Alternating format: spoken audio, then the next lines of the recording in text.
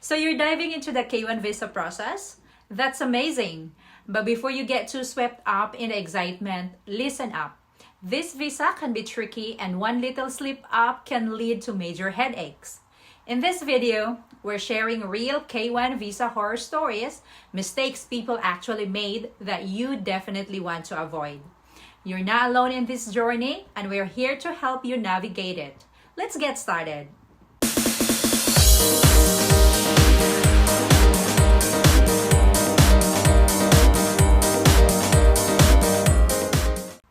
As you know, the K1 visa comes highly recommended if you're looking to bring your fiancé to the US.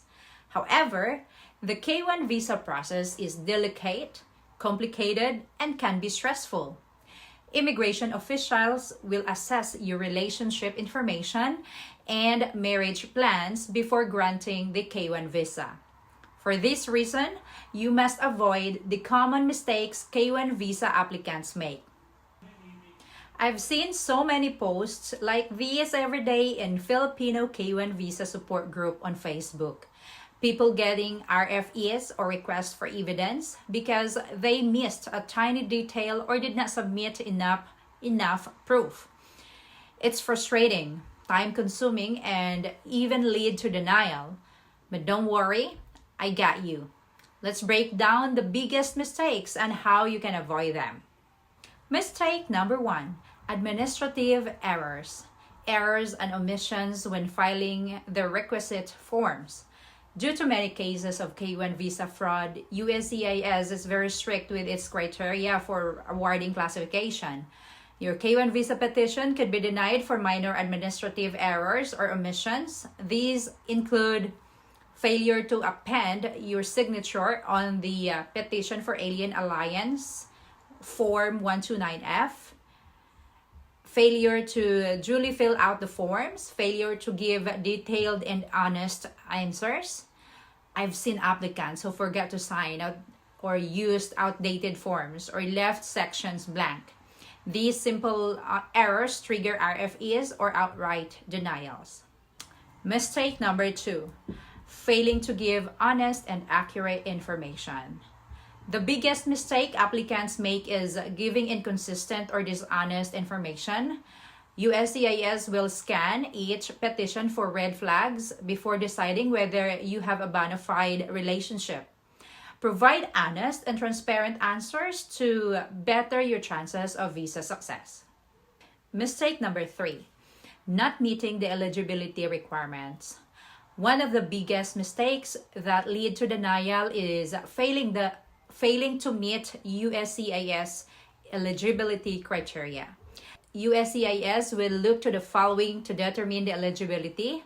The petitioner and the US citizen must demonstrate intent to marry within 90 days after the K1 classification, must be in a bona fide good faith relationship leading to marriage. The petitioner and the foreign national must be legally free to marry. Make sure any previous relationships were ended through annulments or divorce or death. The petitioning citizen must be U.S. citizen, not a lawful permanent resident. Legal permanent residence is a status given to immigrants who can legally live in the United States forever. Permanent residents gain this status through green card applications. The foreign national or the beneficiary and the petitioning citizen must have met in person in the last 2 years. If you haven't met, you can apply for a waiver based on the following grounds: that the meeting could cause extreme hardship to the petitioner, that the meeting is against either party's unique cultural beliefs. So you'll have to request for a waiver, and it must be accompanied by supporting documents or evidence. Meeting USCIS eligibility criteria does not guarantee your K1 success, so you must provide evidence and supporting documents to increase your chances. Mistake number 4, not meeting the financial requirements. Your petitioner needs to meet the income requirement. If they don't, you'll need a joint sponsor. But many forget to include the right tax documents, and guess what? RFE. Number 5, failing to prepare well for the K1 interview process. The foreign national must must attend a visa interview as part of the K1 process. The interview establishes that you are eligible for the K1 classification and that you and your partner have a bona fide relationship. Therefore, you must prepare adequately for the interview. During the process, consular officers look for any signs of visa fraud. Some of the issues they might look into include not enough evidence of the relationship, whether there is a significant age difference between the couple, whether you have a short engagement period. While these grounds do not mean your K1 will be denied, they double as potential red flags in your application. Now, looking at these mistakes, along with the ones I've shown in the screenshots, it is clear that they could have been avoided with the right help. This is exactly why working with Filipino Visa makes all the difference.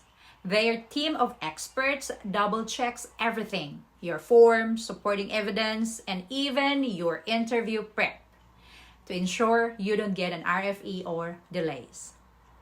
DIY is great, but if you want to save time, reduce stress, and avoid costly mistakes, let the professionals handle it. Check out the premium visa service linked in the description or comments below. Here's another one. This couple got an RFE because they did not meet the 2-year rule.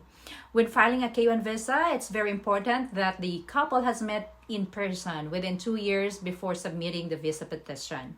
Since they did not provide enough proof of meeting, their case was delayed with an RFE. It is scary how easy it is to mess up, and if you don't respond correctly, your case gets delayed for months. Some people even had to start over because they missed the deadline, meaning they had to pay all the fees again. Imagine wasting all the time and money just because of one small mistake. Don't let your love story turn into a visa horror story. Get expert help from Filipino Visa Service so you can focus on your relationship, not on paperwork stress. Click the link in the description or comment below for a hassle-free visa process. And if you found this helpful, don't forget to like, subscribe, and share with someone who needs this. See you in the next one.